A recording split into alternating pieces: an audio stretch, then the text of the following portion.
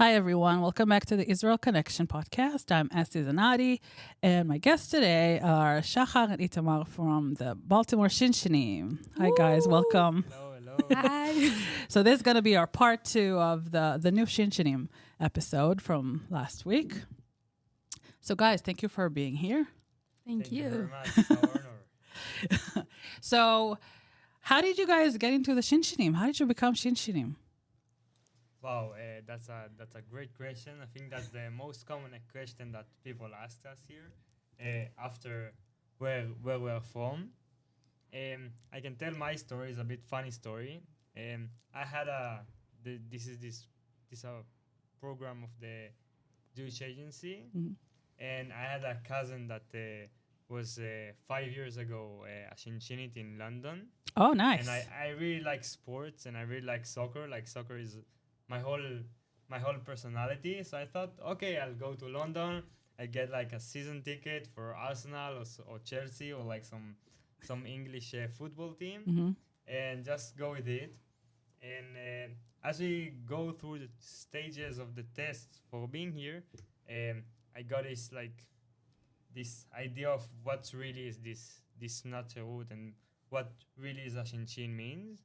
And I've got the interview for Baltimore, and I've met really briefly with the community and like what's going on here, and I really loved it. And that's in shortly how did I get here.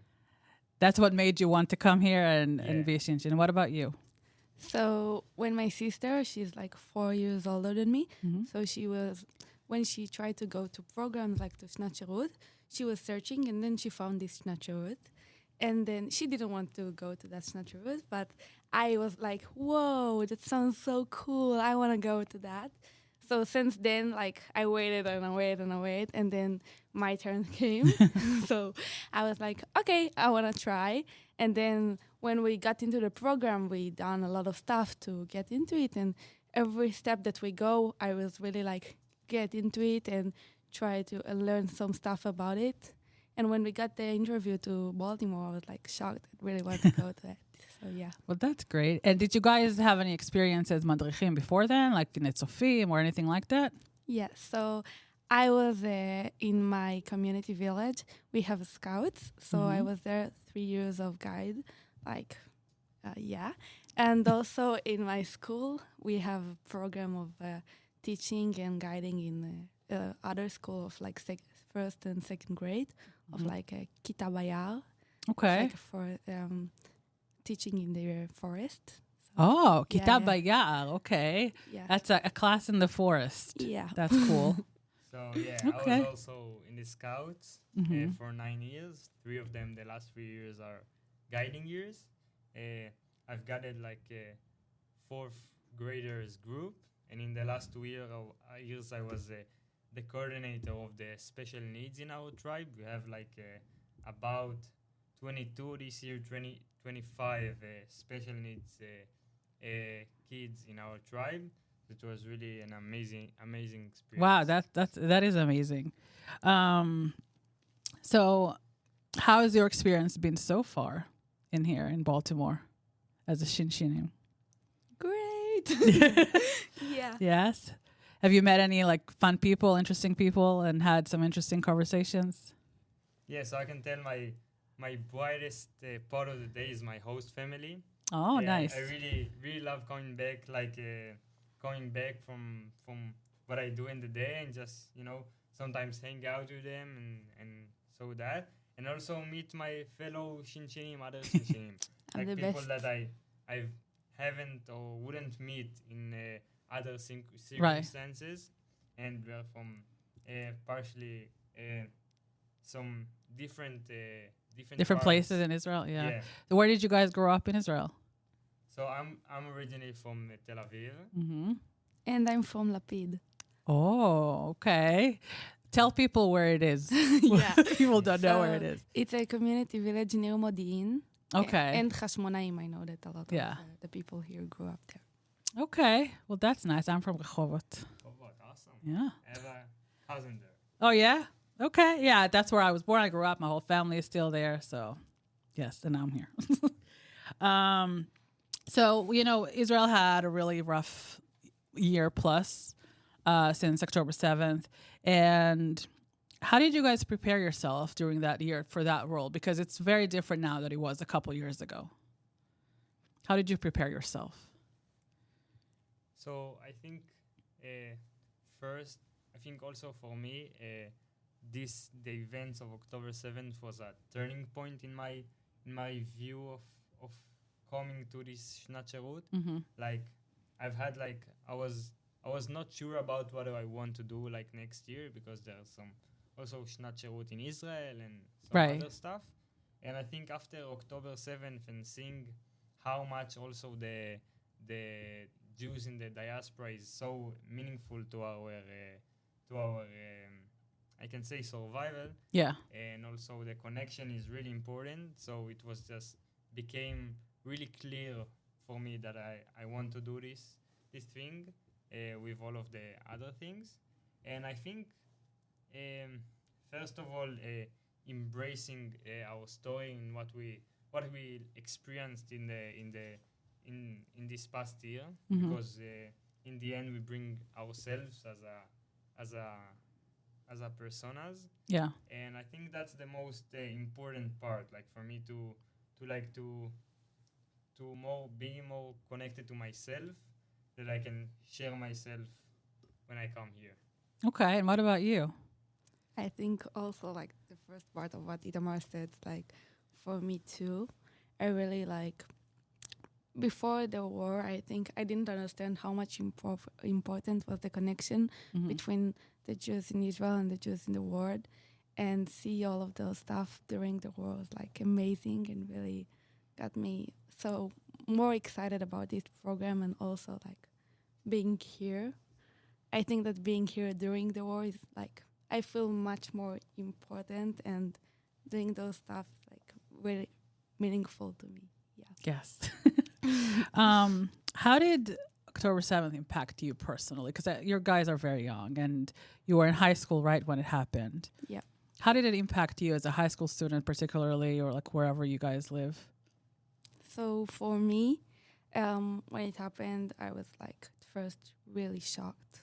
Like I didn't understand where it come from. It's like it was like I didn't have an alarms during the October 7 because I live not in like the places they were like bomb and stuff like that. Right. But because of the Nova Festival, some of the people in my village were there. So we first heard about it and we were like shocked and didn't understand the whole situation at first. I think most of the people didn't understand how much big it was. Yeah. We didn't know until much later. Yeah. Right. So we started to get information and search for people and stuff like that. The school was obviously canceled for a lot of time. Yeah. For me, more than other people, I think, because my school is like far from me. I think half an hour, maybe more. Oh, wow. It's like a school for all of the community village near me. Okay. So it's like near the airport. So they obviously canceled it, and we had Zoom like during the COVID. So yeah, I didn't like it, but it was fine. So obviously all of those stuff that we've done before the war was like really changed. And I can say about myself that I really try to help as much as I can in all of those stuff. We've done a lot of like, we help people in the agriculture next to me, and helping and picking stuff like for people near Gaza and stuff like that. So Yeah, that's good. What about you? So I can say this Saturday, I was on a family vacation. We were in Budapest, all the family, Oh, and I remember this exact moment that my dad like wakes me up and saying like, Itamar, we're not coming back like home today. We can't. Like there's something going on and the flight's cancelled, and we're like, we stuck here for right now. And I remember for me like not understanding in the starts like what's going on, and like being okay, nice. Like I got like some also like days of school off. Like I know we usually have like rockets and stuff like that. It's not something special, and like in through that day like understanding more and more like what's going on, and only coming back home like a week after or something like that, a week and a half. Mhm. And I remember like we had like of course some school projects. I major electronics, so the whole project was delayed and stuff like that. So I remember like really coming home and the scouts like in the community of the Yeah. scouts, our teenagers like helping clear some shelters and something like that. So it was a real nice like structure of like seeing friends and doing stuff and keeping yourself like busy with other things. So it was really really nice after, and we got back to school. I think maybe a month later. Yeah, it took a while. Yeah, so it took a while, like yeah. Okay. So how has your life been in Israel before the war, maybe?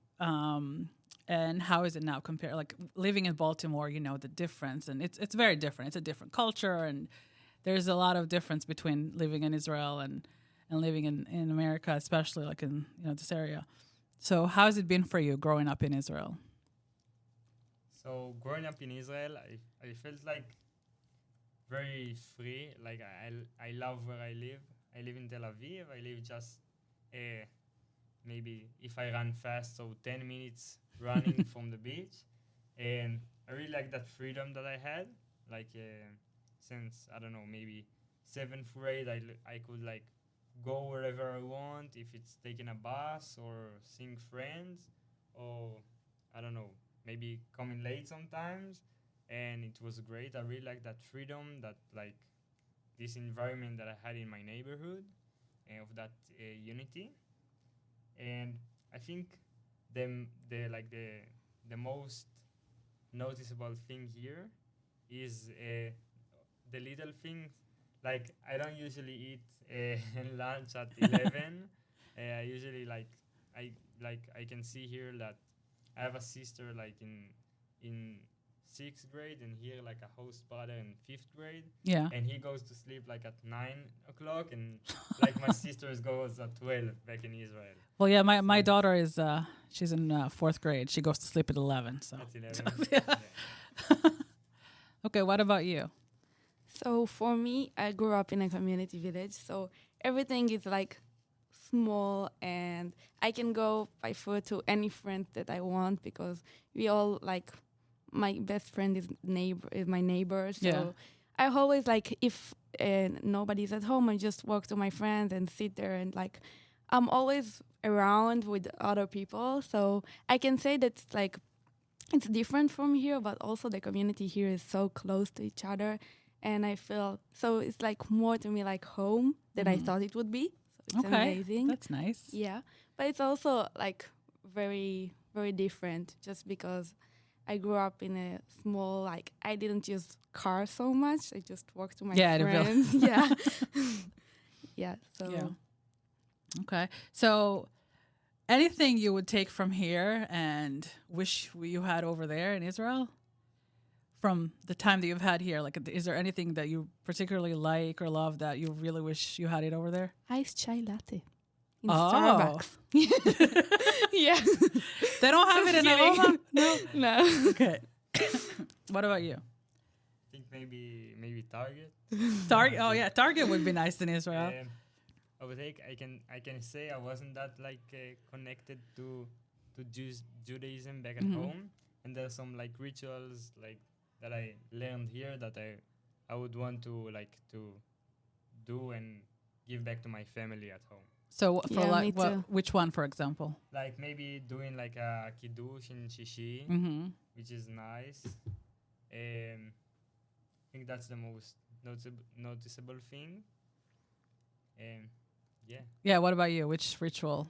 So I think like I'm doing kiddush and stuff like that. Mm-hmm. But I can say about myself that it's very weird to think about it. But in Israel, I feel Israeli. But here I feel Israeli, but also very Jewish. Yes. Like, That's and a big difference. That's a right? big difference. Yeah. Yeah, because in Israel, most people are Jews, so we're all Jewish. It's it's a thing. Here, it's very different. We're the smallest group of people, so we have to be more connected to our community and I guess be more present in our Judaism, even if we're secular, we're not, we don't light Shabbat candles every Shabbat, or we don't go to synagogue all the time, but it's very different. You feel it a lot more. Yeah, I feel much more Jewish than I feel in Israel. Yeah, it's like when my daughter, she went to preschool here, and my dad, or like my family, they saw like all the songs she learned in Hebrew and like all this stuff. They did Kabbalat Shabbat every Shabbat and all this stuff. And they're like, wow, we don't do it here. Like we never did that in kindergarten. Like, yeah, we never did that in preschool or kindergarten in Israel. Because, it's common sense, I guess. We're all the same, whatever. So it's different. But yeah. So being in Israel, if people want to visit Israel for the very first time, where would you recommend they go? What do you recommend they do over there? So I think we would both say different stuff because we grew up in different places. But I would definitely take them to Palmachim Beach. Okay. Yeah. Oh, that's a first. Yeah. Okay. And I don't know, maybe just because, sorry, but I would take them to Tel Aviv. Yeah. Like Nachalat Binyamin and stuff like that. Just see Tel Aviv, and I don't know, Itamar know Tel Aviv much better than me, but just like, I'm also a tourist in Tel Aviv. I don't live there, so I go to I think if you don't live in Tel Aviv, you're a tourist. Yeah. That's it. Yeah. It's like a different country. It is, basically. Yeah. So I took them to those stuff. Any like favorite place that you have, like a restaurant or like anything like that you would recommend? They definitely need to eat salads and falafel and stuff like Israeli have. Yeah, the Israeli salads are the best. Yeah. It seems weird saying that it's a salad, but the Israeli salads are really. Like I don't think that I ate much vegetable here. Like in Israel, you have in every meal salad and stuff like that, and here it's like chips. Yeah. Fries it, yeah. But also here, the salad is mostly lettuce, like leaves, not as much vegetables as it is in Israel. We have a ton of different vegetables. What about you? What would you recommend people? Okay, first of all, Tel Aviv. I did. Gordon Beach, first stop. Okay. Getting the atmosphere, there's a matkot, like the... Oh, the matkot, yeah, everybody needs to see that. Yeah. So, of course, Tel Aviv. At night, maybe Florentine, Nachalat Binyamin, as Shachar said, like the more vibrant place in Tel Aviv. Some young people, artists, stuff like that. But also, like, took them to Sea of Galilee and stuff like that. Yeah, that would be nice. I'm getting there. So, just wait, he has a list I forgot about it. If you're going now in Hanukkah, like in the winter break, so you can't give up on going to Jerusalem to see the all the Chanukiot, all the lightning of in the windows, like all the Jerusalem houses have lights in the windows. So doing that in the evening, it's an amazing experience. See the Western Wall, of course, also. And yes, I think that's if I had two places, that would be David. Is there like a hidden place in Tel Aviv that you think tourists don't know about and you recommend people try to go there? Wow, that's a great question. I live in the north of Tel Aviv. We have this coffee shop we have like all of the neighborhood is around this center park. We have like a small park in the center of our neighborhood, and there was just like a cute little pizza place and like a coffee shop with a pizza place, and it's just like the atmosphere there. Yeah, like we have a school there, like a high school there, and in the like lunchtime all the high schoolers go. Like it's like me and my friends, so it's an amazing, like you see all the people like talking and laughing and just having fun sitting around with friends. So that's what is the place called? It's called the Guniman 8. Guniman 8. Okay. Guniman 8. Yeah. Okay. Well, that's a nice place for younger people to go to, I guess, and be in a nice young environment. And also, there's like amazing sandwiches there and salads also. Oh, yeah. So far, yeah. Good. We got to remember the salads. So after you're done with this whole Shinshinim experience. You're going back home, right? And are you going to go to the IDF right after, or do you have another break? Okay. Do you guys know what you're going to do? I'm not sure yet, but Itamar. I'm not sure yet. I have a sort of direction, I think. Mm-hmm. I've got a final test for starting piloting course when I Oh, come back. wow. Okay. So I have I think a 2-month break before it. Mm-hmm. So I might, I don't know, travel a bit, maybe train some more, and I wish to succeed in that test and really start in the That's piloting amazing. course. Very fancy. Yeah, it is. Do you have anything that you want to do specifically? I really don't know. You don't know? Yeah. Yeah. Well, usually, it's, from my experience, you don't get what you want. So I had a list of 5 different jobs that I could choose from. I got the one that I chose last. So. What was that? Well, it was in the Shalish, not in Shalish, the Pikud HaOref, the Home Front Command. It was, we put some units together of reserves. So that was interesting. It was very interesting. But yeah, so maybe you could do that.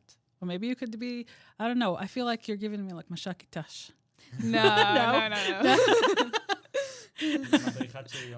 Yeah. Yeah, sorry, we're throwing Hebrew words here, so if you don't understand, well.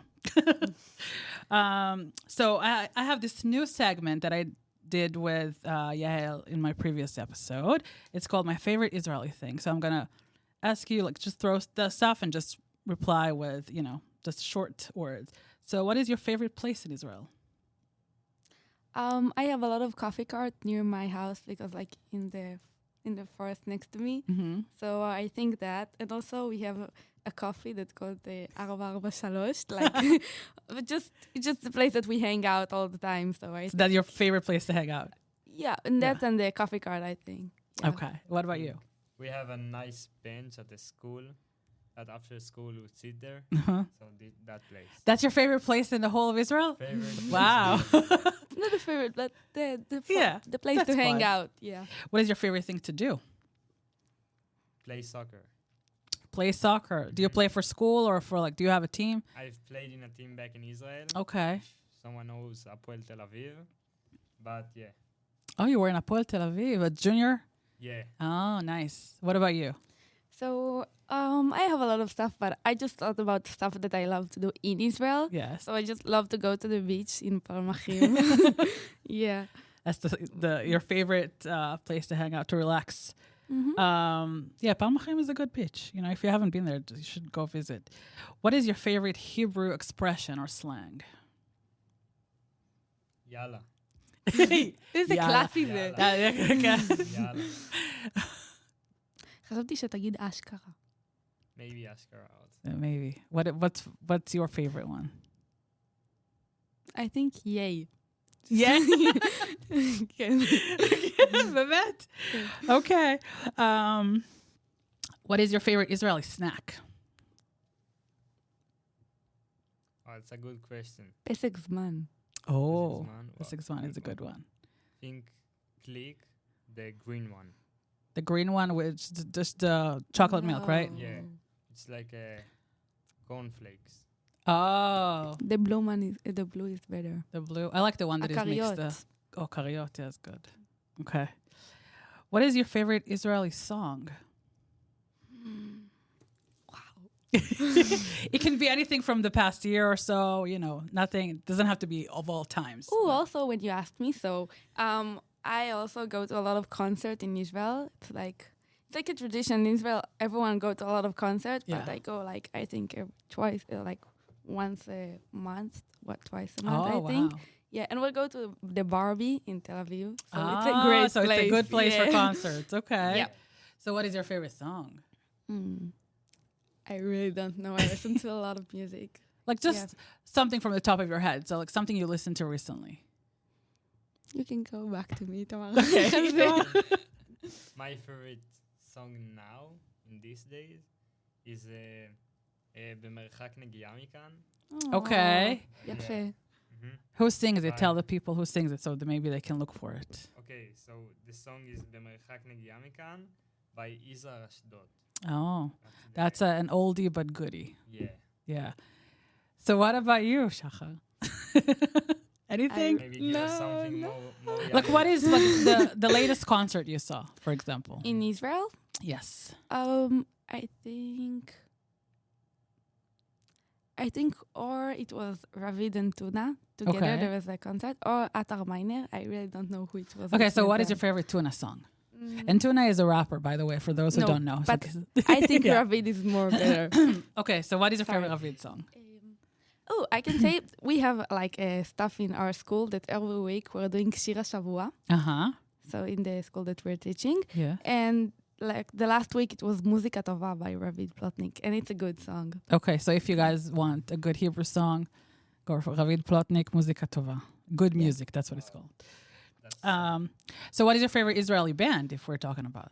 If you have a band or a singer that is your favorite that you listen to most of the time? I think for me, first and foremost is the Adag Nachash. Oh. איזה שקרן. There ain't much, like, that's the ones that I know. Like, Really? yeah. Adag Nachash? Wow. think, You're yeah. really young for that. Okay. Yeah.